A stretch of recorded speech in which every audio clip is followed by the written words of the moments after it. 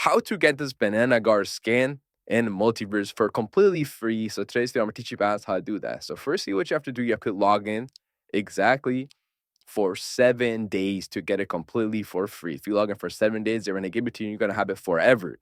But to get it temporarily, what you have to do, you have to just log in for 2 days. Like me right here, I did not. This game just came out 3 days ago. So there's no way I could have played for 7 days. You know what I mean? And I still got it. Look, it's right here. I go to my fighter. I could lock it in, do whatever with it. So what you have to do, you have to log in for 2 days, and that's how you get the banana skin for temporarily. But if you want it forever, you have to log in for 7 days. If it's been a help, make sure you like, subscribe, and leave a comment down below if you guys need any help in the description.